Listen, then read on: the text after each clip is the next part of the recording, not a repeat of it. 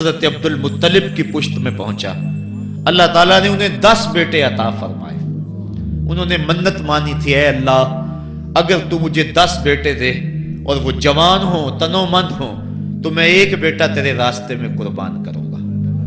جب حضرت عبداللہ جو کہ حضرت عبد المطلب کے چھوٹے فرزند تھے، ان کی عمر 18 سال ہوئی تو حضرت عبد المطلب کو اپنی منت یاد آئی۔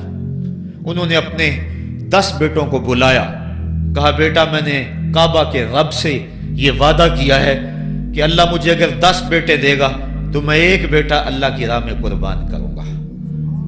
اب تم بتاؤ تمہاری رائے کیا ہے؟ کہانی حرم کی پھر دوبارہ دہرائی جا رہی ہے۔ کہا رائے بتاؤ۔ 10 کے 10 بیٹوں نے گردن خم کر دی۔ کہا ایک بیٹے کو ذبح کرنا ہے۔ کہا جس کو چاہو۔ کہا نہیں میں قرعہ ڈالتا ہوں۔ جب قرعہ ڈالا تو حضرت عبداللہ کے نام قرعہ نکل آیا۔ فرشتے پھر دم بخود تھے، مالک تو نے اس کی پشت میں امانت رکھی ہے اور آج اس کو بھی ذبح کیا جائے گا۔ کائنات پر پھر کوہرام مچنے لگا۔ حضرت عبد المطلب آستینے چڑھا رہے ہیں، ہاتھ کے اندر چھری ہے۔ یہ خبر پورے مکے میں پھیل گئی، سارے سردار دوڑے آئے۔ کہا عبد المطلب یہ رسم تو نہ ڈالو، اس کا ادا کرنا مشکل ہو جائے گا۔ کہا میں نے کعبے کے رب سے یہ منت مانی تھی اور اللہ نے وہ منت پوری کر دی۔ اب میں تو جب قرعہ نکالا تو میرے اس فرزند کے نام قرعہ نکل آیا، میں اس منت کو ہر صورت میں پورا کروں گا۔ لوگ اکٹھے ہو گئے، منت سماجت کر رہے ہیں، لیکن حضرت سیدنا عبد المطلب ہر صورت میں اپنی اس منت کو پورا کرنے کے لیے مصر ہیں۔ پھر کہا کہ حجاز کی حرافہ اس کے پاس چلتے ہیں اور جا کے اس کے سامنے یہ مسئلہ رکھتے ہیں۔ بعض نے لکھا کہ حجر کی کہنا کے پاس جاتے ہیں۔ با اختلاف روایات وہ حجاز کی حرافہ کے پاس پہنچے۔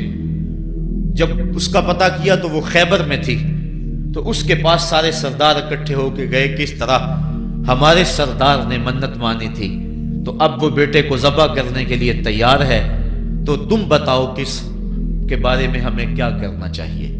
اس نے کہا کل آنا، میرا تابعی آئے گا تو میں اسے پوچھوں گی، جو مجھے کہے گا میں تمہیں بتا دوں گی۔ اگلے دن یہ سردار پھر اس حرافہ کے پاس پہنچے۔ اس نے کہا کہ میرا تابعی آیا تھا، پہلے تم یہ بتاؤ کہ تمہارے ہاں کسی شخص کی دیت کتنی ہے؟ جو شخص مقتول ہو اس کی دیت قاتل کتنی دیتا ہے؟ انہوں نے کہا 10 اونٹ۔ کہا جاؤ پھر ایک طرف 10 اونٹ رکھو اور ایک طرف عبداللہ کا نام رکھو اور قرعہ ڈالو۔ اگر 10 اونٹوں کی طرف قرعہ نکل آیا تو 10 اونٹ ذبح کر دینا، اور اگر عبداللہ کی طرف نام نکل آیا پھر دوبارہ 10 اونٹ ادھر اور رکھنا، 20 رکھنا، اور اس طرح اونٹ 10-10 بڑھاتے جانا۔ جب قرعہ عبداللہ کے نام سے ہٹ کر اونٹوں کی طرف نکلا تو پھر اتنے اونٹ ذبح کر دینا۔ میرے تابعی نے یہی حل بتایا ہے۔ کہا ٹھیک، آئے اور آ کے ساری بات سنائی۔ 10 اونٹ ایک سمت رکھے گئے اور حضرت عبداللہ کا نام ایک سمت رکھا گیا۔ جب قرعہ نکالا تو حضرت عبداللہ کے نام نکلا۔ پھر 20 اونٹ رکھے گئے، پھر قرعہ نکالا تو حضرت عبداللہ کے نام نکلا۔ پھر 30 اونٹ رکھے گئے، قرعہ حضرت عبداللہ کے نام نکل رہا ہے۔ 40 اونٹ رکھے گئے، 50 رکھے گئے، 60، 70، یہاں تک کہ 100 اونٹ رکھے گئے۔ 100 اونٹ جب ادھر ہو گئے، اب قرعہ نکالا تو اونٹوں کے نام نکل آیا۔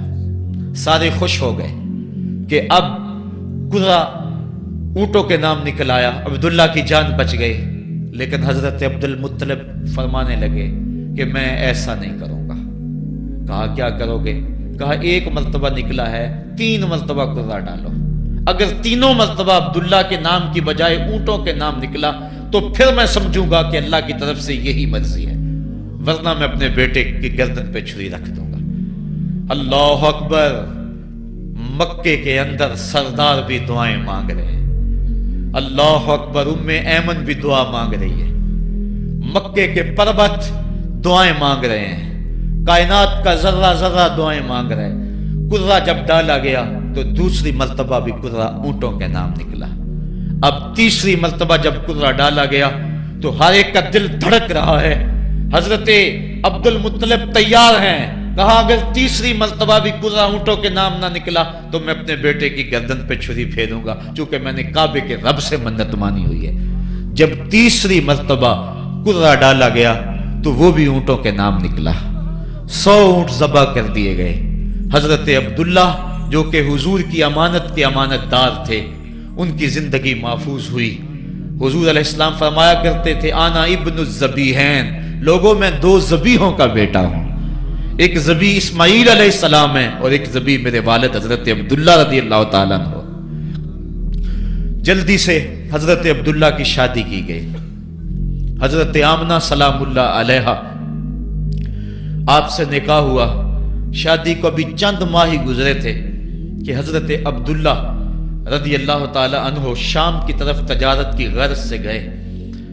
واپس جب مدینہ طیبہ پہنچے تو ان کی طبیعت خراب ہو گئی.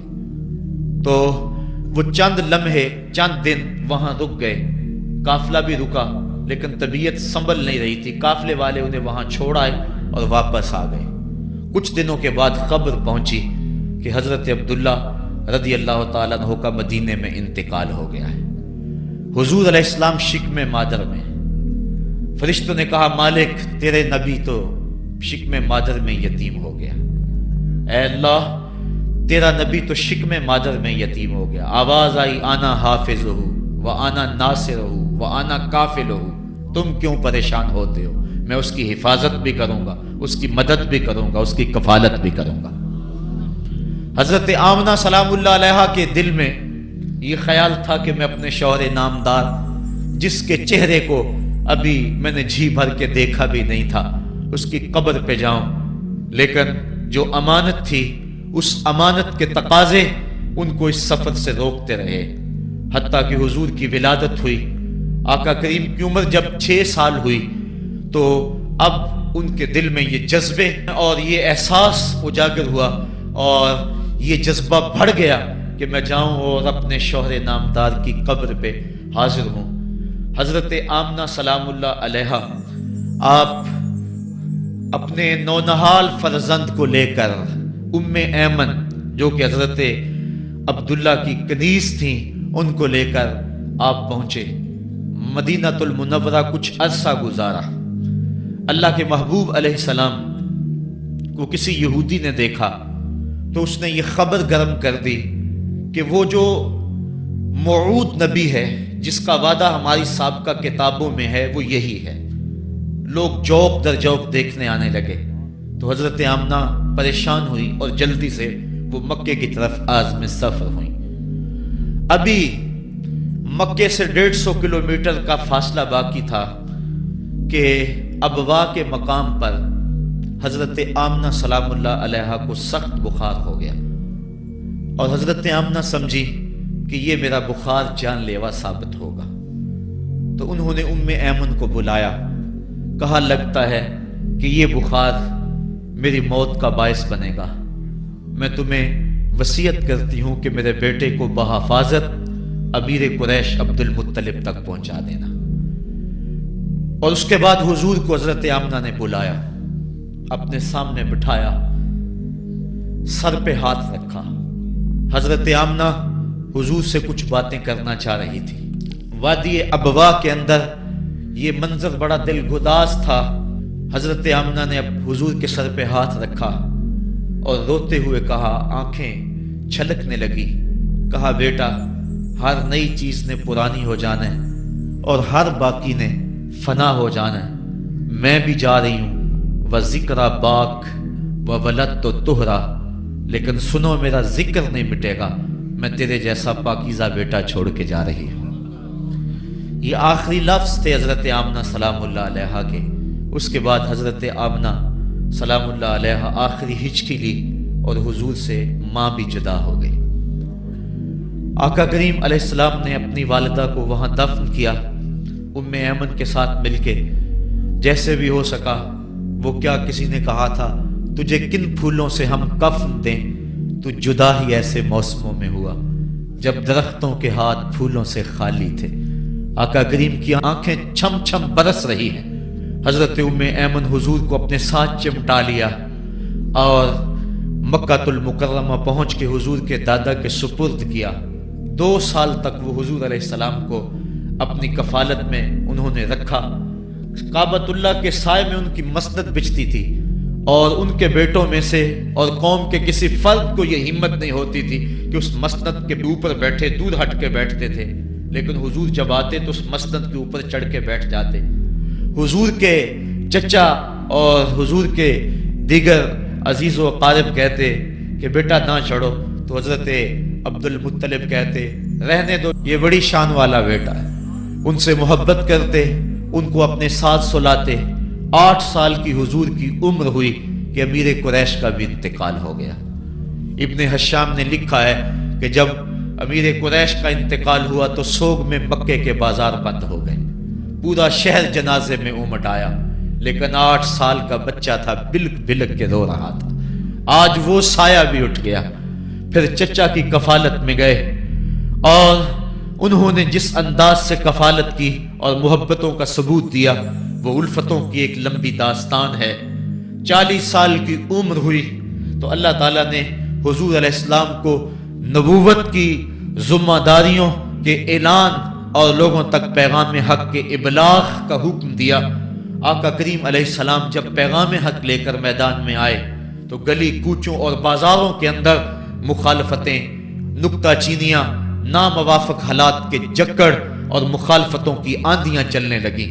ابھی آپ سن رہے تھے کہ حضرت بلال حبشی کے ساتھ کیا سلوک کیا جاتا رہا، کس انداز کے ساتھ ان کے سینے پہ پتھر رکھ دیا جاتا۔ حضرت خباب بن ارد کے ساتھ کون سا سلوک کیا جاتا رہا، کون کون سے دکھ تھے جو روانہ رکھے گئے۔ حضرت زنیرہ ان کے گلے کے اندر کوڑا ڈال کر کوڑے کی رسی کو تاؤ دیے گئے، یہاں تک کہ ان کی آنکھیں باہر آ گئیں اور آنکھوں کی روشنی جاتی رہی۔ ابو جہل بولا اب بلانا اپنے محمد کو جو تیری آنکھوں کی روشنی کو واپس کرے۔ زنیرہ نے ہاتھ پھیلا لیے اور کہا عرش کے رب، میں ان آنکھوں کا نور کیا میرے بدن کے ٹکڑے ٹکڑے ہو جاتے، کبھی بھی تیرے سے زندگی نہ مانگتی، لیکن اب تیرے نبی کی عزت کا سوال ہے، میری آنکھوں کی روشنی واپس کر دے۔ روایات میں آتا ہے کہ اللہ نے حضرت زنیرہ کی آنکھوں کی روشنی واپس کر دی۔ تکلیفیں آئیں، دکھ آئے۔ مکے کے چوک کے اندر حضرت سمیہ کو نیزہ مار کر ابو جہل نے شہید کیا۔ یہ اسلام کی پہلی شہیدہ تھی جن کا خون مکے کے ریگزار کے اندر گرا۔ حضرت یاسر کو شہید کیا گیا۔ یہ حضرت عمار ابن یاسر کے والد تھے اور سمیہ حضرت عمار ابن یاسر کی والدہ ماجدہ تھی۔ حضرت عمار ابن یاسر کو تختہ سیتم پہ رکھا گیا اور انہیں کوڑوں سے ان کی تواضع کی گئی۔ آقا کریم آئے، عمار ابن یاسر دکھوں اور اذیتوں میں سے 2-4 تھے۔ آقا کریم نے سر پہ ہاتھ رکھا اور کہا صبرن آل یاسر، صبرن آل یاسر ان موعدکم الجنہ۔ کہا آل یاسر صبر کرو، آل یاسر صبر کرو، میں تمہیں جنت کا وعدہ دیتا ہوں۔ تکلیفیں آئیں، دکھ سہے۔ اس راستے کے اندر مکے کی گلیوں میں حضور کے ساتھ جو سلوک ہوا کون بھول سکتا ہے۔ کبھی کانٹے بچھ رہے ہیں، کبھی حضور کی راہوں میں گڑھے کھودے جا رہے ہیں، کبھی اوجریاں ڈالی جا رہی ہیں بدن اطہر کے اوپر۔ ابو لہب اپنے گھر کا کوڑا اٹھا کر حضور کی دہلیز پہ ڈال جاتا ہے۔ عقبہ بن ابی معیط حضور کے گلے کے اندر کپڑا ڈال کے اس کو تاؤ دیتا ہے۔ حضور فرماتے ہیں جتنے دکھ اس نے مجھے دیے کسی نے نہیں دیے۔ اذیتوں کی داستانیں رقم ہو رہی ہیں۔ آقا کریم علیہ السلام کے شفیق چچا بھی انتقال کر جاتے ہیں۔ جب گھر آتے تو اپنی زوجہ حضرت خدیجۃ الکبریٰ سے دکھڑے کہتے، وہ بھی انتقال کر جاتی ہیں۔ اس سال کا نام عام الحزن رکھا جاتا ہے، دکھوں کا سال، مصیبتوں کا سال۔ آقا کریم بہت دل برداشتہ ہوئے قوم سے، پھر سوچا چل طائف چلتا ہوں اور طائف والوں کو پیغام حق دیتا ہوں، شاید میری آواز پر وہ لبیک کہہ دیں۔ 1 مہینے کا سفر کر کے حضرت زید بن حارثہ کو ساتھ لے کر طائف پہنچے۔ ان کے 3 سردار تھے، عبد یالیل بن عمر، حبیب بن عمر اور مسعود بن عمر۔ ان کے پاس جا کر پیغام حق دیا، کہا تمہاری بھلائی کا سندیشہ لے کر بڑی دور سے چلا ہوں، میری دعوت کو قبول کر لو، دنیا میں بھی کامیابی आखिरत में भी कामरानी तुम्हारा मुकद्दर होगी। ये दावत पेश की। उन्होंने कहा कि हम तुम्हारी दावत को मुस्तरद करते हैं। एक बोला कि और कोई जमाने में बंदा नहीं था जिसको नबूवत मिलती, तुझे मिलनी थी। किसी ने कुछ कहा, ताने दिए, दिल दुखाया हुजूर का। आका करीम ने फरमाया, इस फाल तुम मा फाल तुम फक तुम अलैया, तुमने जो मुझसे कहा सो कहा, तुमने जो मेरे साथ सलूक किया वो तुम्हारी मर्जी। इतना मेरे से वादा करो कि ये बात कि मैं तुम्हारे पास आया हूं दावत दीन देने के लिए, तुम्हें पैगाम हक देने के लिए, इसको पोशीदा रखोगे, मख्फी रखोगे, ताकि मक्के वाले मेरे दुश्मन हैं और जब उन्हें पता चला कि ताइफ गए हैं तो वो ताइफ वालों ने भी दावत कबूल नहीं की तो वो तमस्खुर करेंगे, मुझे निशाना तदहीक बनाएंगे। लिहाजा जो कहा सो कहा, अपने अंदर इस बात को राज रखो। उन्होंने कहा कि हम क्यों राज रखते फिरें। उन्होंने इफ्शा किया, बल्कि ओबाशों के हाथों में पत्थर दिए। हजरत उम्मुल मोमिनीन सैयदा आयशा सिद्दीका रज़ी अल्लाह ताला अन्हा, महबूब कायनात, कहती हैं कि एक दिन मैंने हुजूर से पूछा कि आका उहुद के दिन से सख्त दिन भी कभी जिंदगी में आप पर आया है? फरमाया, हाँ आयशा, जब ताइफ के बाजारों में तेरी कौम ने मुझे पत्थर मारे थे तो ये दिन उहुद के दिन से भी सख्त था। हुजूर फरमाते हैं, जब मैं ताइफ से बाहर निकला तो उनके हुंडे दो रोया कितारों में खड़े थे, हाथों में पत्थर, और मैं दरमियान से गुजरने लगा तो वो मेरे पांव पे पत्थर मारते। मैं पांव उठा लेता तो दूसरे पांव पे पत्थर मारते। फिर मैं शिद्दत दर्द और एहसास कर्ब से बैठ जाता तो उनके दो गुंडे आगे बढ़ते, मुझे कंधों से पकड़ के उठाते और फिर मुझे पत्थर मारते। फरमाया, है आयशा, ये दिन उहुद के दिन से भी सख्त था जब तेरी कौम ने ताइफ के बाजारों में मुझे पत्थर मारे। आका करीम अलैहिस्सलाम उहुद के अंदर जब हुजूर के चचा शहीद हुए, वो दिन भी तारीख इस्लाम का दर्दनाक दिन है। आका के सर पे पट्टी बंधी हुई थी, आंखों में आंसू थे और बार बार पूछते थे, मा फाला अम्मी, मेरे चचा की बात सुनाओ। जब बताया गया हुजूर हजरत हमजा शहीद हो गए तो आका करीम उनकी लाश पे गए, देखा कि उनका पेट चाक है, उनकी नाक काट दी गई है, उनकी जुबान काट दी गई है, उनका दिल निकाल लिया गया है, उनकी आंखों में नेज़े चुभोए गए हैं और उनके कान काट लिए गए हैं। आका करीम की आंखों में अश्क थे और आका करीम, मा फाला अम्मी, मेरे चचा का क्या हुआ? आका करीम अपनी जुबान पर ये लफ्ज ला रहे थे। और फिर जब हजरत सफी आई और उनके पास दो कफन के टुकड़े थे, दो कफन के कपड़े थे, जब हजरत अमीर हमजा को कफन दिया जाने लगा, कहा 7 अंसारी की लाश पड़ी हुई है, कहा इन्हें भी कफन दो। मेरा हमजा 2 कपड़ों में और इसे एक कपड़ा भी नसीब ना हो। मोहम्मद अदल करने आया है, इंसाफ करने आया है। अब जब कपड़े फैलाए गए तो एक कपड़ा लंबा था, एक कपड़ा छोटा था। अर्ज की हुजूर, ये जो बड़ा कपड़ा है ये अमीर हमजा रज़ी अल्लाह ताला अन्हु को दे दें और छोटा अंसारी को दे दें। कहा नहीं, मैं इंसाफ करने आया हूं, कुरा डाल लो किसके हिस्से में कौन सा कपड़ा आता है। और जब कुरा डाला गया तो छोटा कपड़ा हजरत अमीर हमजा के हिस्से में आया और बड़े कपड़े में उस अंसारी सहाबी को कफन दिया गया।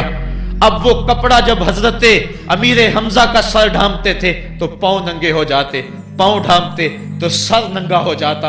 आका करीम फरमाया, कपड़ा सर की तरफ कर दो और अजगर घास लेकर पांव की तरफ डाल दो।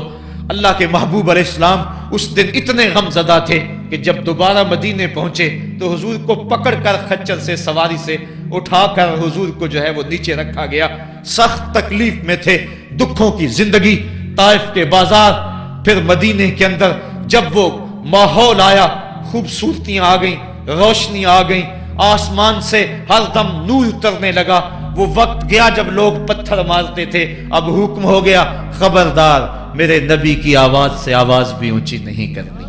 खबरदार, तुमने मेरे नबी से कोई मसला पूछना है तो पहले सदका लो, फिर फकीर ढूंढो, फिर खैरात करो, फिर मेरे नबी की चौखट पे आओ। तुम्हें पता चले कि किस चौखट पे आ रहे हैं, किस दर पे आ रहे हैं। आका करीम अलैहिस्सलाम इस माहौल के अंदर घर में खुश हैं, आंगन में खुशियां हैं, फूल खिले हुए हैं। हजरत इब्राहीम अलैहिस्सलाम हुजूर के शहजादे हुजूर की रान पे बैठे हुए हैं। हजरत इमाम हुसैन भी दौड़ते दौड़ते आए और वो भी हुजूर की एक रान पे बैठ गए। हुजूर कभी हुसैन को देखते हैं, کبھی اپنے فرزند کو دیکھتے ہیں، کبھی حسین کو دیکھتے ہیں، کبھی حسین کے ماموں کو دیکھتے ہیں۔ حضرت ابراہیم اور حضرت امام حسین رضی اللہ تعالیٰ عنہ دونوں کو دیکھ کر اللہ کے محبوب خوش ہو رہے ہیں۔ فرشتہ نے اذن مانگا، آقا کریم نے اذن دیا۔ اس نے عرض کی حضور ان دو میں سے ایک کا اختیار ہے، ایک کو ایک کے بدلے میں قربانی دینا ہوگی۔ اب قربانیوں کی وہ حرم سے جو داستان چلی تھی وہ تسلسل ٹوٹنے نہیں پا رہا ہے، وہ تسلسل جاری ہے۔ حضور نے ایک نظر حضرت ابراہیم کو دیکھا اور پھر ایک نظر حضور نے حضرت امام حسین کو دیکھا، پھر حسین کو پکڑ کے سینے سے لگایا اور کہا میں اپنے اس بیٹے کو قربان کر رہا ہوں۔ چند دن کے بعد حضرت ابراہیم کا انتقال ہوا۔ حضور کو جب خبر پہنچی، آقا کریم کی آنکھیں آنسو برسا رہی تھی۔ وَأَيْنَ رسول اللہ تدمعان، حضور کی آنکھوں میں آنسو جاری تھے اور حضور اپنے بیٹے کے سرہانے بیٹھے، پیشانی پہ ہاتھ رکھا، کہا بیٹا آنکھیں رو رہی ہیں، دل غم زدہ ہے، لیکن زبان سے وہی کہوں گا جس سے رب راضی ہوگا۔ لَيْسَ مِنَّا مَنْ ضَرَبَ الْخُدُودَ وَشَقَّ الْجُيُوبَ وَدَعَا بِدَعْوَى الْجَاهِلِيَّةِ، جو گریبان نوچتا ہے، منہ پہ تھپڑ مارتا ہے، سینہ کو بھی کرتا ہے، کہ ہمارے ساتھ اس کا کوئی تعلق نہیں ہے۔ آنکھوں کا غم اور دل کا غم رحمان کی طرف سے ہے، ہاتھوں کا غم اور زبان کا واویلا یہ شیطان کی طرف سے ہے۔ کہا بیٹا آنکھیں رو رہی ہیں، دل غم زدہ ہے، لیکن زبان سے وہی کہوں گا جس سے رب راضی ہوگا۔ اب امام حسین حضور کی گود میں کھیلتے ہیں، کبھی حضور اپنی زبان ان کے منہ میں دے رہے ہیں، کبھی حضور اس کو اپنے کندھوں پہ سوار کرا رہے ہیں۔ کسی صحابی نے کہا کتنی اچھی سواری ملی، کہا سواری دیکھ رہے ہو سوار بھی تو دیکھو۔ کبھی سجدے میں ہیں تو حسین پشت پہ آ کے سوار ہو جاتے ہیں، آقا سجدے کو طول دے رہے ہیں۔ حضرت اسامہ بن زید رضی اللہ تعالیٰ عنہ فرماتے ہیں رات کافی بیت چکی تھی، میں حضور کے در پہ گیا۔ صحابہ حضور کے در پہ چوکھٹ پہ دستک نہیں دیا کرتے تھے، حضور کی چوکھٹ پہ لگ کے بیٹھ جاتے، آقا کریم اپنی مرضی سے آتے، صحابہ دکھڑا کہہ لیتے، کہانی کہہ لیتے، جو پوچھنا تھا پوچھ لیتے۔ لیکن اگر کبھی حالت ناگزیر ہوتی، کبھی ایمرجنسی حالات بنتے، تو صحابہ اپنی انگلیوں کے پوروں کے ساتھ حضور کے دروازے پہ دستک دیتے۔ کانت تکرہ ابواب النبی بالاظافر، اللہ اکبر۔ حضور تشریف لائے، حضور سے حاجت کہی۔ یہ 14ویں صدی کی مصیبت ہے کہ نبی سے مانگنا نہیں چاہیے، اگر نبی سے نہیں مانگنا تو کس سے مانگے؟ اور کون سی چوکھٹ ہے جس در پہ جھولی پھیلائیں؟ کون سا دوارہ ہے جہاں کشکول پھیلا کے کہیں کہ ہماری جھولی بھر دی جائے؟ اور جتنے بھی سہارے ہیں سبک کرتے ہیں، عزت نفس بڑھاتا ہے سہارا تیرا، ہر آسرا ذلیل کرتا ہے، نبی کا آسرا بندے کو سر بلند کرتا ہے۔ حضرت اسامہ بن زید کہتے ہیں میری حاجت پوری ہو گئی، لیکن میں نے کیا ماجرا دیکھا۔ جب حضور گفتگو کر رہے ہیں، دوران گفتگو اللہ کے محبوب کمبل اوڑھ کے یوں ہی آگے تھے، حضور کے دائیں بائیں سے حرکت کا احساس ہوتا ہے جس طرح اندر کوئی چیز ہے۔ میری حاجت پوری ہوئی تو مجھ سے نہ رہا گیا، میں نے پوچھ لیا، میں نے کہا بندہ نواز یہ کیا ماجرا؟ آپ کمبل اوڑھا ہوا ہے اور اندر سے کسی کی حرکت کا احساس ہے۔ فکشفہ، حضور نے کمبل کو کھول دیا۔ فائز الحسن والحسین علی وارکیہ، تو ایک پہلو سے امام حسن لپٹے ہوئے تھے، ایک سے امام حسین لپٹے ہوئے تھے۔ کہا یہ میرے بیٹے ہیں، یہ میری بیٹی کے بیٹے ہیں، اے اللہ میں ان سے پیار کرتا ہوں، تو بھی ان سے پیار کر، اور جو ان سے پیار کرے میرے مالک تو اس سے بھی پیار کر۔ اور ایک دن فرمایا حسین منی وانا من الحسین، لوگو حسین مجھ سے ہے اور میں حسین سے ہوں۔ لمحے بیتتے گئے، پھر وہ جاں گداز لمحے بھی آئے جب صحابہ کی چیخیں نکل رہی تھی، جب مسجد نبوی اجڑ رہی تھی، جب حجرہ عائشہ کے اندر اللہ کے محبوب اپنے رب کے ہاں جانے کی تیاریاں کر رہے تھے، جب سیدہ فاطمہ کے لبوں پہ یہ لفظ تھے سبت علیہ مصائب لو سبت علی الارض سرنا لیالیا، میرے اوپر اتنی مصیبتیں پڑی، اگر یہ دنوں پہ پڑتی تو وہ بھی کالی راتیں بن جاتے۔ حضور علیہ السلام کا جب جسد اطہر اٹھا تو صحابہ کی جو حالت تھی وہ اس انداز سے کہ صحابہ کے کلیجے پھٹ رہے تھے، روحیں گداز ہو رہی تھی۔ ایک ہاتھ اٹھا کے دعا مانگ رہا تھا، اللہم اذہب بصری حتی لا ارا بعد حبیبی محمد احدا، اے اللہ مجھے اندھا کر دے، مجھے اندھا کر دے، مجھ میری آنکھوں کی بینائی اچک لے، تیرا محبوب تہے مزار چلا گیا، میں نے آنکھوں کی روشنی کو کیا کرنا ہے۔ وہ دن بھی آئے، حضرت سیدنا صدیق اکبر کا کلیجہ بھی پگھل رہا ہے، وہ بھی غم رسول میں رو رہے ہیں، صحابہ تڑپ رہے ہیں۔ وہ اونٹنی، غصبہ نامی اونٹنی جس پہ حضور سواری کرتے تھے، وہ حضرت فاطمہ کے دروازے کے اوپر سر رکھ کے رو رو کے مر گئی۔ جب محبوب نہیں رہے تو ہم نے جی کے کیا لینا ہے۔ کائنات اجڑ گئی، جہان میں جو ہے وہ ہر سمت اندھیرا ہی اندھیرا چھا گیا، لیکن روشنی کے ٹمٹماتے ہوئے چراغ آج بھی روشن ہیں، جن کو دیکھ کر مصطفیٰ یاد آتے ہیں۔ لوگ ان شہزادوں کو دیکھ لیتے ہیں اور حضور کی یاد کو تازہ کر لیتے ہیں۔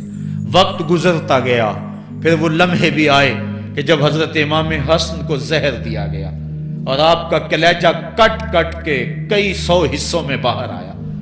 آپ سے آخری لمحے حضرت امام حسین نے پوچھا کہ میرے بھائی کوئی وصیت؟ کہا بیٹا کوفے والوں سے بچ کے رہنا، ان کے دغے سے بچ کے رہنا۔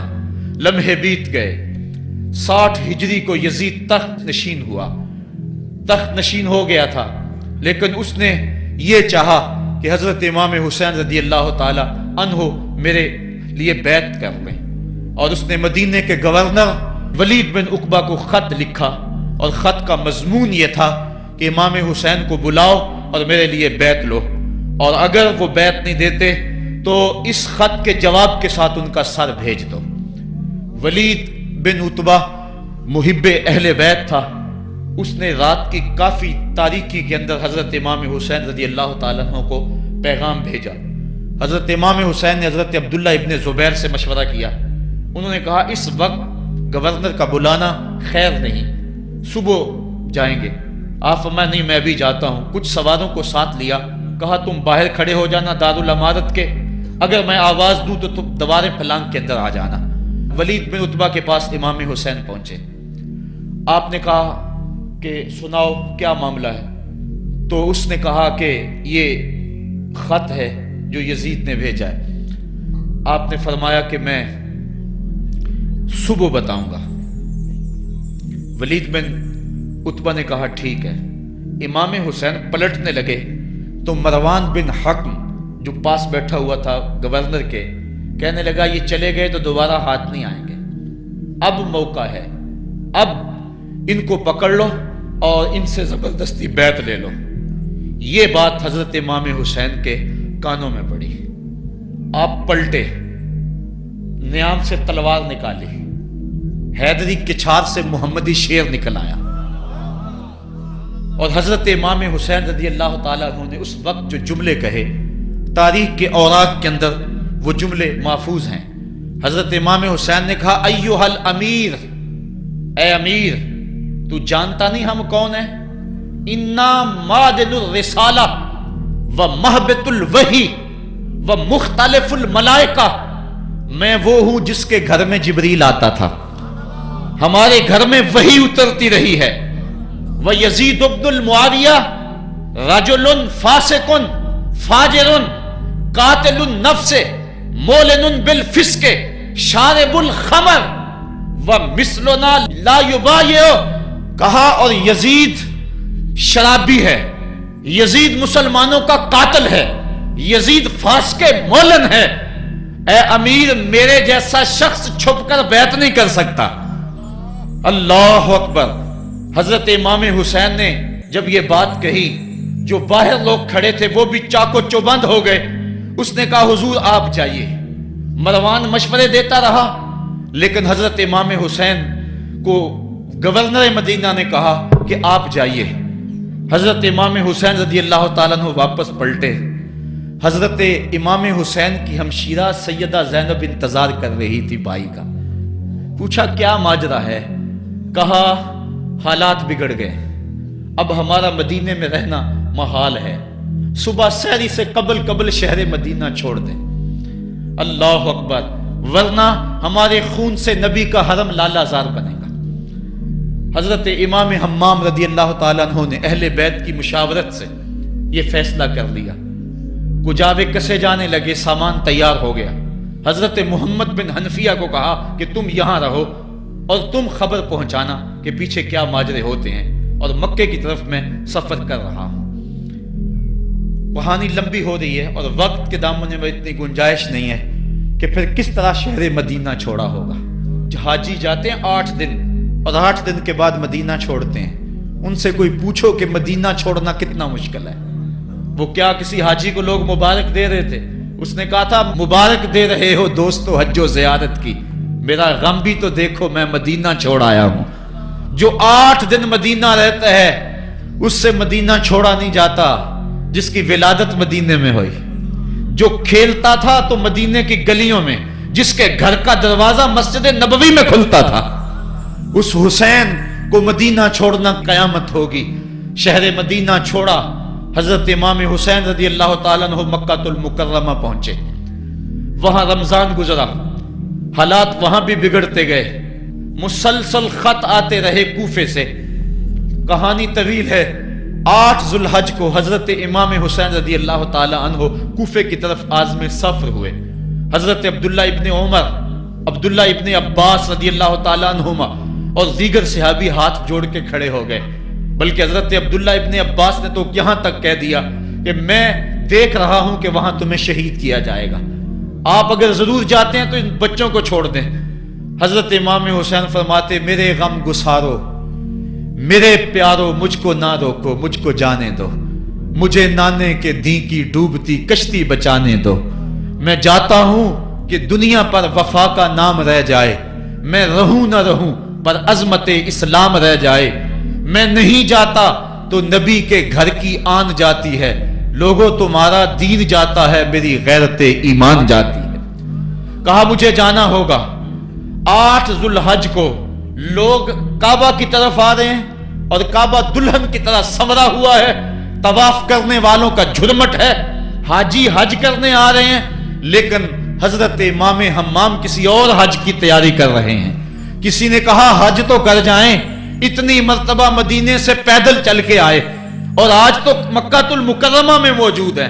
کہا پیچھے ہٹو، جو حج میں کرنے جا رہا ہوں وہ انوکھا ہوگا، وہ نرالا ہوگا.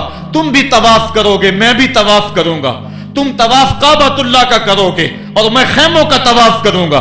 ایک حج تمہارا ہے، ایک حج میرا ہے. تم بوسے لوگے کس کے؟ حجر اسود کے. میں اپنے فرزند کا منہ چوموں گا.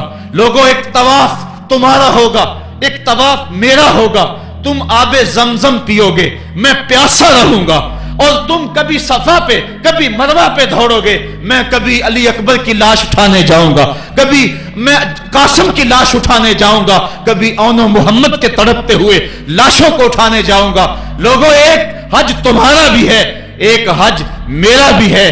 جب تم حج کر لو گے تمہاری سائی مکمل ہو جائے گی تو تم سر مڈا کے احرام کھول دو گے، اور جب میری سائی مکمل ہو جائے گی تو میں سر کٹا کے احرام کھول دوں گا. تم سفید احرام پہنو گے، میں سرخ احرام پہنوں گا. اور وہ حج قیامت تک کے آنے والے حجوں کی آبرو ہوگا. حسین اگر نہ شہید ہوتا تو آج گھر گھر یزید ہوتا. اسلام کی عظمت عیاں نہ ہوتی، خدا کے گھر میں اذان نہ ہوتی. بار الہ نوحہ سناتا پھرتا، تا روز جزا اشک بہاتا پھرتا. امداد نہ کرتے اگر کربلا میں حسین، اسلام تیرا ٹھوکریں کھاتا پھرتا. کربلا کی تپتی ہوئی ریگزار میں حضرت امام حسین نے جبر و ظلم کے خلاف جس قوت سے کھڑے ہو کر عظیمت کی داستان رقم کی. 10 محرم کا دن تھا، جمعے کا یوم سعید تھا. بھیچ کربلا کے میدان میں دوپہر کے وقت جب نبی کا خاندان اجڑ رہا تھا، ایک ایک کلی اس چمن کی کٹ رہی تھی. 72 افراد 22,000 کے لشکر جرار کے مقابلے میں کھڑے تھے. وہ یزید جس نے اس کے علاوہ بھی بڑے جرم کیے، جس نے جو ہے وہ 1700 صحابہ کو مکہ المکرمہ میں شہید کیا، جس نے 700 حفاظ کرام کو شہید کیا، جس نے حضرت ابو سعید خضری کی داڑھی نوچ لی، جس نے مدینے کے اندر مسجد نبوی کے اندر گھوڑے باندھے، جس نے جو ہے وہ 3 دن تک مسجد نبوی کے اندر اذان نہ ہونے دی، وہ یزید آج کربلا کے تپتے ہوئے ریگزار کے اندر آل رسول کے ساتھ ظلم کی وہ داستان رقم کر رہا تھا کہ قیامت تک آنسو سسکیاں نہیں تھمنے پائیں گی. یزید مر گیا اس کا نام مٹ گیا، اس کا تشخص مٹ گیا، لیکن حسین کا نام آج بھی زندہ ہے، اس کا پیغام آج بھی زندہ ہے۔ یہ ہزاروں کا مجمع، یہ امٹتے ہوئے محبتوں کے جذبات، یہ آنکھوں کا آنسوؤں کا خراج دینا، کیا یہ حسین ابن علی کی زندگی کی دلیل نہیں ہے؟ کون ہے جو یزید کا نام لیتا ہو؟ آج اگر کوئی یزید کا نام لیتا بھی ہے تو سر جھکا کے لیتا ہے۔ میں کہتا ہوں کیسا تمہارا لیڈر ہے جس کا نام لینے سے قبل شرمندہ ہوتے ہو، جس کا نام لیتے ہوئے شرمندہ ہوتے ہو، جس کا نام لینے کے بعد پسینہ پسینہ ہوتے ہو۔ تم اپنے قائد اور لیڈر کا نام لیتے جھجکتے ہو، گردن جھکا کے دائیں بائیں دیکھ کے نام لیتے ہو، اور جب ہم نام اپنے آقا کا لیتے ہیں سر اٹھا کے لیتے ہیں۔ اے حسین ابن علی تم پر سلام۔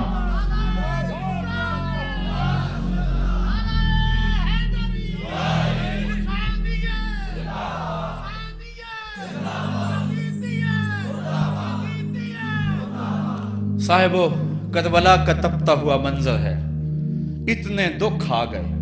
حضرت سری سختی رضی اللہ تعالیٰ عنہ فرماتے ہیں کہ اللہ تعالیٰ نے جب کائنات کو بنایا، انسانوں کو تخلیق کیا، تو انسانوں کو پوچھا بتاؤ تم میرے ہوگے؟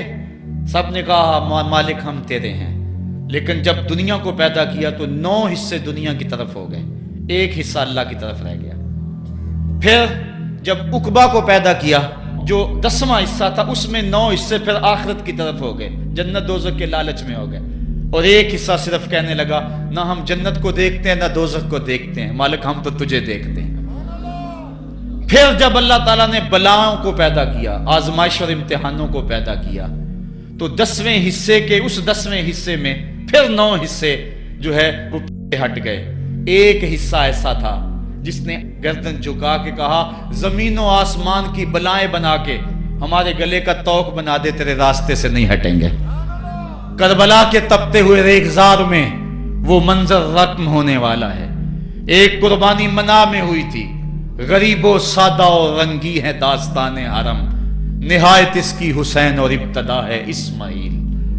وہاں دمبا آ گیا، آگے 100 اونٹ آ گئے، اور آج اللہ اکبر، حضرت امام حسین کربلا کے تپتے ہوئے ریگزار میں 22,000 کے لشکر کے سامنے کھڑے۔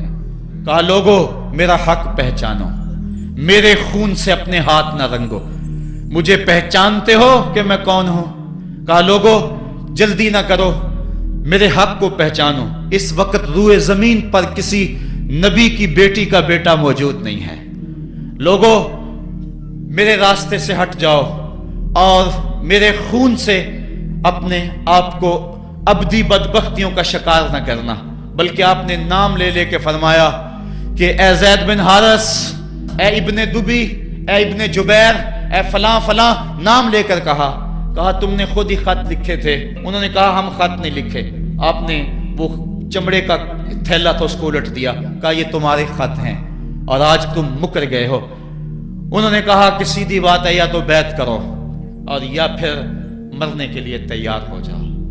حضرت امام حسین نے کہا کیسی بات کرتے ہو، اگر میں نے بیعت کرنی ہوتی تو مدینہ کیوں چھوڑتا، اس جائے پناہ کو کیوں چھوڑتا؟ دولت کی تجوریاں کھول دی گئیں، پیشکشیں کی گئیں۔ حضرت امام حسین فرمایا یہ کبھی نہیں ہو سکتا، جس سے صرف حق ہی قبول ہو، یہی جس کا اصل اصول ہو، جو نہ بک سکے جو نہ جھک سکے، اسے کربلائیں ہی راز ہیں۔ پھر جبر کی آندھی چلی، ایک ایک کر کے جانثار راہ خدا میں قربان ہوتا گیا۔ پھر خاندان نبوت کی باری آئی، حضرت علی اکبر حضرت امام حسین کے جوان سال بیٹے راہ خدا میں جان پیش کرتے ہیں، بھتیجے قاسم رضی اللہ تعالیٰ عنہ جان قربان کرتے ہیں، حضرت عباس کے قلم ہوتے ہیں بازو، جو خود جا سکتے تھے وہ خود قربانی پیش کرتے ہیں۔ اور صاحبو اب یارہ نہیں، جو خود جا نہیں سکتے تھے آپ خود ہاتھوں پہ اٹھا کے فرات کے کنارے پہ لے جاتے ہیں۔ کہا جو آ سکتے تھے وہ تو قدموں پہ چل کے آ گئے، اور جو قدموں پہ نہیں چل سکتے تھے میں انہیں اٹھا کے لے آیا ہوں۔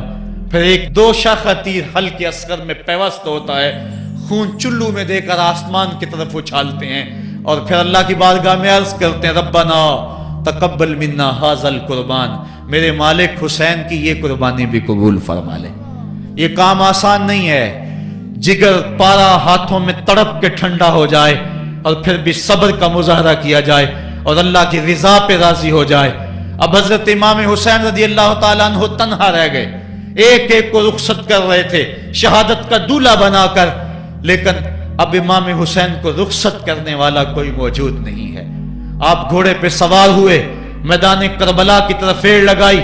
खेमे के अंदर जो खवातीन थी वो जानती थी जो इस रास्ते गया फिर पलट के नहीं आया, उसकी लाश हजरत इमाम अपने कंधों पे उठा के लाए हैं। अब इस हुसैन इब्ने अली की लाश कौन उठाएगा? कहा सबने के हुसैन ना चाहिए, कहा मैं नाने के दीन के लिए जा रहा हूं। मैदान अमल में गए, तेगे बरात चमकी, लोगों के सर काट रही है, आवाज आ रही है ये कौन जी वकार है, बला का शाह सवार है, लिबास है फटा हुआ, गुबार से अटा हुआ, लख्त लख्त कटा हुआ, फिर भी है डटा हुआ, तमाम जिसमें नाजनी छिदा हुआ कटा हुआ, फिर भी है डटा हुआ, ये नबी का नूरे ऐन है, ये बिल यकीन हुसैन है।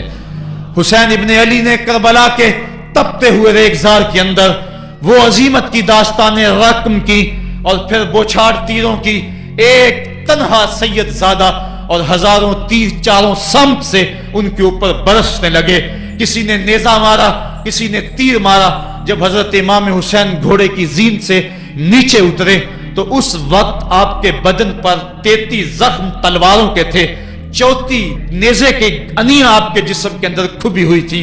और मुहतात रिवायात के मुताबिक जब बाद में आपका पैराहन उतारा गया तो उसके अंदर 113 सुराख तीरों के निकले और वो तीर जिस्म में पैवस्त थे। और जब घोड़े की जीन से फर्शे जमीन पर गिरे, लगा जिस तरह रेहल से कुरान गिर गया हो। हजरत इमाम हुसैन रदी अल्लाह ताला अन्हो जब घोड़े की जीन से फर्शे जमीन पर गिरे तो वो जो तीर जिस्म में खुबे थे वो और पैवस्त हो गए, खूने मुश्कबू रेत के जर्रों पे बहने लगा। गोया इस्लाम का दिल धरती के ऊपर है, कायनात राशे में आ गई, करबला की धरती का कलेजा कांप रहा है। हजरत उम्मे सलमा को हुजूर ने करबला की मट्टी दी, कहा जब ये खून बन जाए तो समझ लेना कि मेरा हुसैन शहीद कर दिया गया है। वो मदीने के अंदर ख्वाब देखती हैं कि आका करीम अलैहिस्सलाम दाढ़ी मुबारक के अंदर गर्द मुबारक पड़ी हुई है और बाल उलझे हुए हैं, घबरा के उठ खड़ी हुई कि क्या माजरा है। और जल्दी से उस शीशी को देखा तो वो शीशी का जो मट्टी रखी हुई थी वो खून बन गया था। और आपने कहा अहले मदीना सुन लो, हजरत इमाम शहीद कर दिए गए हैं। इधर इमाम हुसैन खून और खाक के अंदर तड़प रहे हैं और आपके जिस्म नाजुक पर बर्छियों, तेगों और तलवारों के साथ जो है वो लोग वार कर रहे हैं। सनान बिन अंस नखी आगे बढ़ा लेकिन सर काटने की हिम्मत ना पड़ी, उसने नेजा मारा और आपके गले के करीब वो नेजा पार कर गया और खून का फवारा फूटा। जरा बिन शुरैक ने आपकी पेशानी पे नेजा मारा, आप घबरा के गिरे, उठे और फिर गिर गए और फिर आपने अपनी पेशानी सजदे में रख दी। अपना खून जो था वो चेहरे पे मल लिया। हुसैन ने सुर्ख रंग के खून का जो खजाब था वो अपने दाढ़ी पे लगा लिया कि कल मैं अपने नाना को ये रंगत भी दिखाऊंगा। हरम की वो दास्तां जो मना से शुरू हुई थी आज उसकी तकमील हो रही है। वो गरीब और सादा और रंगीन दास्तां हजरत इमाम हुसैन रकम कर रहे हैं। खून से दाढ़ी रंग गई और आपके माथे के ऊपर ज़रा बिन शुरैक ने वो जो नेजा मारा था उससे आप संभल न सके, उठ के फिर नीचे गिरे, पेशानी को सजदे में रखा और सजदे में रख के अल्लाह की वारगाह में आखिरी लफ्ज जो मेरे इमाम की जुबान से निकले दिलों की तख्तियों पे नोट कर लो और देखो। अल्लाह ताला के बंदे हजरत खलील ने दुआ मांगी थी, ऐ मेरे मालिक, ऐ मेरे मालिक, मैं इस जगह पे अपनी ज़ुर्रियत औलाद को छोड़ के आबाद करके जा रहा हूँ और दुआ करता हूं कि वो नमाज को कायम रखें। आज उस दुआ की तकमील का मंजर लोगों के सामने है कि 113 तीर जिस्म में खुबे, 34 तलवारों के घाव और वो भी रावी कहते हैं कि एक एक घाव में कितनी कितनी तलवारों के जख्म थे और नेजे की अनिया जिस्म में खुबी हुई थी। आपके कलेजे के अंदर नेजे की अनी को तोड़ दिया गया था। इस मौके पे हजरत इमाम हुसैन रज़ी अल्लाह ताला अन्हु ने अपने आप को संभाल के पेशानी को रेत के ऊपर रखा और अल्लाह की बारगाह में आखिरी लफ्ज हजरत इमाम हुसैन के लबों पे जो मचले खून निकल रहा था اور خولي بن یزید آگے بڑھ کے سر انور کو جدا کرنے کی تیاریاں کر رہا تھا. سنان بن انس آگے بڑھا لیکن کپ کپا کے پیچھے ہو گیا. خولي بن یزید آگے بڑھا, وہ بھی پیچھے ہو گیا. پھر شمر آیا اور شمر آپ کے جسم نازک کے اوپر بیٹھ گیا. حضرت امام حسین نے جب دیکھا تو اس کے بدن کے اوپر برس کے پھل پیری کے نشان تھے. تو حضرت امام حسین کی زبان سے نکلا, صدق اللہ و صدق رسول اللہ, میرے آقا میرے اللہ نے سچ کہا. اس نے کہا کیا سچ کہا؟ کہا ایک دن میں حضور کی خدمت میں حاضر تھا تو حضور نے فرمایا تھا میں دیکھ رہا ہوں ایک چتکبرا کتا میری اولاد کے خون میں منہ مار رہا ہے. آج میں دیکھ رہا ہوں کہ مصطفیٰ کریم کا وہ فرمان جو ہے وہ پورا ہو رہا ہے. وہ غصے میں آیا. امام جلدی اپنی پیشانی سجدے میں رکھی اور اللہ کی بارگاہ میں امام کے آخری لفظ تھے, اللہم رضن بقضائک وصبرن علی بلائک تسلیما لامرک سبحان ربی الاعلی سبحان ربی الاعلی سبحان ربی الاعلی. مالک بھائی بیٹے بھتیجے بھانجے جانثار آیان و انصار سب کچھ لٹا کے, عباس کے بازو کٹا کے, جو جا سکتے تھے انہیں بھیج کے, جو جا نہیں سکتے تھے خود اٹھا کے لے جا کر کے, عباس کے بازو قلم کروا کے, یہ خیمے کے اندر بچیاں یتیم ہو گئی ہیں, سہاگ اجڑ گئے ہیں. میرے مالک سب کچھ لٹا کے نبی کا گھر اجڑ گیا, ایک ایک پتی گر گئی. جن کو بلایا گیا تھا آج ان کی میزبانی تیروں تلواروں اور نیزوں سے ہوئی. لیکن مالک تو دیکھا میری زبان پہ ہائے نہیں آئی, میں نے اف تک نہیں کی, زخم پہ زخم کھا کے جی, خونے جگر کے گھونٹ پی, آہ نہ کر لبوں کو سی. یہ عشق ہے, یہ دل لگی نہیں, یہ محبت ہے. یہاں لوگ مصلوب بھی ہوتے ہیں, یہاں لوگ سولی بھی چڑھتے ہیں. حکم ہوتا ہے خبردار اگر آہ بھی کی تو صابروں سے نام کاٹ دوں گا. کہا مالک اللہم رضن بے قضائے کا, جو تقدیر تھی میں اس پہ راضی ہو گیا. وصبرن علی بلائے کا, مالک تو نے دیکھا میں نے صبر بھی کیا. تسلیماً لامرے کا, مجھے مالک اعتراض بھی کوئی نہیں, جو تیرا حکم تھا میں نے اس کو تسلیم بھی کر لیا. سبحان ربی الاعلی, مالک تو بڑا ہے, تو بڑا ہے. حسین سب کچھ لٹا کے, بچے کٹا کے, بازو کٹا کے, گھر اجاڑ کے مالک تیری بارگاہ میں حاضر ہو رہا ہے, اور اتنا کچھ کرنے کے باوجود بھی تیرے پہ راضی ہے. میرے مالک تو بھی بتا, تو بھی حسین پہ راضی ہوا ہے یا کہ نہیں ہوا ہے؟ تو بھی حسین پہ راضی ہوا ہے کہ نہیں ہوا؟ آواز آئی, اس پیاسے پر علی شیر خدا کو ناز ہے, اس نواسے پر محمد مصطفیٰ کو ناز ہے. اوروں نے بھی سجدے کیے پر اس کا عجب انداز ہے, اس نے وہ سجدہ کیا جس پر خدا کو ناز ہے. اے حسین ابن علی تم پر سلام, میرے ساتھ مل کے کہہ دو, اے حسین ابن علی تم پر سلام, اے حسین ابن علی تم پر سلام. یہی وقت تھا جب خاندان نبوت لٹ رہا تھا, دوپہر کا وہی سما, وہی لمحے. ان ہواؤں کو ہاتھ جوڑ کے کہو ہمارا سلام کربلا والے آقا کے حضور پہنچا دے, اور عرض کرو اے حسین ابن علی تم پر سلام, نازش آل نبی تم پر سلام, تم پہ لاکھوں رحمتیں لاکھوں سلام. اے شہیدان محبت کے امام, لالا گوں لالا بدن لالا کفن, اے چمن اندر چمن, زندگی ہی زندگی تیری حیات, اے حیات اندر حیات. افتخار ملت بیضا ہے تو, رب کعبہ کی قسم یکتا ہے تو. فخر کا دل میں دریچہ باز کرنا چاہیے, جن کا تو آقا ہے ان کو ناز کرنا چاہیے. ہم واہ حسین والے ہیں, آ حسین والے نہیں ہیں. واہ حسین تیری عظمتوں کو سلام. کو ہمالیہ کا کلیجہ بھی پھٹ جاتا, شک ہو جاتا, لیکن اتنے زخم کلیجے پر جوان بیٹے کی لاش کو کندھوں پہ اٹھا کے لانا کوئی مذاق تو نہیں ہے. حضرت امام حسین نے جبر کے خلاف کھڑے ہو کر قیامت تک کے لیے راہ عمل چھوڑا. حضرت اقبال خراج پیش کرتے ہیں, آ امام عاشقاں پورے بطول, سروے آزاد دبستان رسول. اللہ اللہ بائے بسم اللہ پدر, مانائے ذبح عظیم آیت بسر. سرخ رو عشق غیور از سونہو, شوخی این مصرع از مضمونہو. تا قیامت قطع استبداد کرد, موج خونہو چمن ایجاد کرد. اقبال کہتا ہے کہ عشق غیور کے چہرے پہ جو سرخی اور بانکپن ہے وہ حسین ابن علی کے خون کا صدقہ ہے. قیامت تک کے لیے جبر کے خلاف جتنی بھی قومیں اٹھیں گی اور جتنے بھی لوگ میدان عمل میں آئیں گے، میں ہر سال کہا کرتا ہوں کہ سب کا قائد حسین ابن علی ہوگا۔ مہاتما گاندھی نے جب اپنی قوم کو کہا برطانوی سامراج کے خلاف کھڑے ہو جاؤ، اور قوم سے خطاب کرتے ہوئے مہاتما گاندھی ہندو نے کہا کہ تم کہو گے وہ حکومت جس کی سلطنت میں سورج طلوع اور غروب بھی ہوتا ہے، اس سے ٹکرانا حماقت ہے، خودکشی کرنے کے مترادف ہے۔ لیکن اس کے باوجود میں کیوں کہہ رہا ہوں کہ اس سامراج کے خلاف کھڑے ہو جاؤ؟ مہاتما گاندھی نے کہا تھا اس لیے کہ میرے سامنے حسین ابن علی کا کردار موجود ہے۔ آج پوری دنیا کے اندر ظلم اور جبر کی ہوائیں چل رہی ہیں، اور اس وقت امت مسلمہ کو کردار حسین ادا کرنے کی ضرورت ہے۔ اگر ہم نام حسین ابن علی کا لیں اور کرتوتیں اور لچھن سارے یزید والے ہوں، تو یہ لفظ لفظ، حرف حرف اور قدم قدم حضرت امام حمام سے منافقت ہے۔ آؤ اگر میں نام حسین لیتا ہوں تو گھر بھی اجڑ جائے، حق کا پرچم کبھی نہ گرنے دوں۔ میں اور آپ اس عزم کے ساتھ میدان عمل میں اتریں۔